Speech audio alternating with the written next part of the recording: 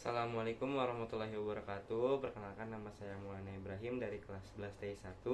Saya ingin membuat video monolog yang bertemakan pendidikan. Pendidikan adalah proses mengubah tata laku atau sikap dari seseorang untuk mendewasakannya melalui sistem pengajaran.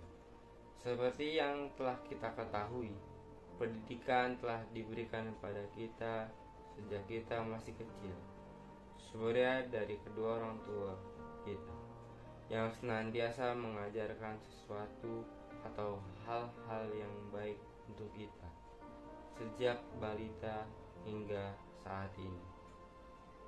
Pada masa kecil, kita mendapatkan pendidikan yang lebih ketika kedua orang tua kita memasukkan kita ke sebuah lembaga pembelajaran, yakni taman kanak-kanak.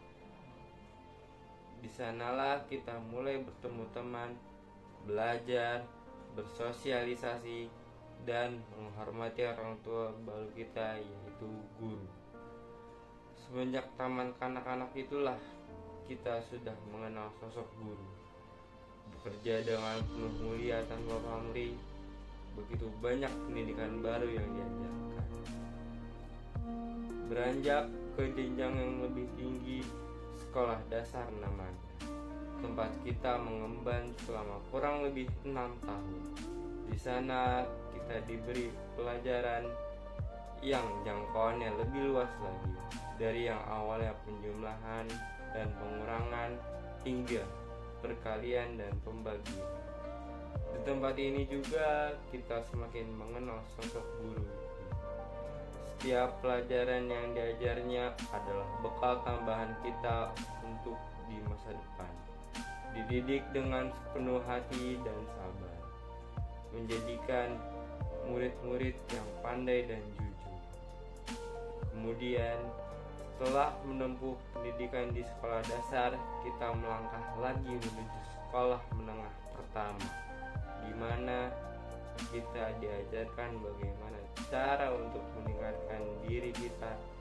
Mengingat pada masa SMP ini usia kita termasuk ke dalam golongan usia remaja, di mana bukan saatnya lagi untuk bermain-main lagi seperti di sekolah dasar, melainkan kita sudah mulai diajarkan rasa bertanggung jawab yang besar dan menjadi manusia yang berakhlak baik. Meskipun banyak sekali rintangan-rintangan yang baru kita ketahui saat usia remaja ini, salah satunya ialah kenakalan remaja. Ya, pada masa inilah banyak sekali hal-hal yang baru dan sangat menarik untuk ditiru. Dan sebagai anak yang baru menginjak usia ini, bingung, tak ada arah, mencoba hal yang baru yang bisa jadi membahayakan dirinya sendiri. Dengan adanya pendidikan tambahan dari bimbingan konseling di sekolah, kita semakin paham apa yang harus kita lakukan dan apa yang harus kita jauhkan. Pada saat kita menginjak usia ini, banyak sekali pelajaran-pelajaran baru yang kita pahami di sekolah menengah pertama ini. 3 tahun lamanya untuk menempuh pendidikan di tingkatan SMP ini, dan banyak sekali suka dan duka di dalamnya. Selanjutnya, kita melangkah ke jenjang yang menentukan jati diri kita, yakni di masa putih abu-abu atau masa SMA atau SMK. Sebelumnya, sejak kita duduk di kelas 3 SMP, sudah banyak sekali persiapan kita untuk menentukan pilihan mana yang akan kita tempuh untuk menggali pendidikan lebih lanjut di dalamnya. Ada 2 jenis lembaga pendidikan di jenjang ini, yaitu SMA dan SMK. Di SMA kita dididik untuk mempersiapkan menempuh pendidikan yang lebih tinggi lagi, kuliah namanya. Tetapi berbeda di SMK. Di sini kita dididik untuk mempersiapkan diri kita untuk siap bekerja. Pendidikan di SMA terkenal dibagi menjadi dua jenis sistem pembelajaran, yaitu IPA dan IPS. Di sistem pembelajaran IPA kita diajarkan tentang teori-teori ilmu ilmiah, sedangkan di sistem pembelajaran IPS kita diajarkan tentang teori-teori ilmu sosial.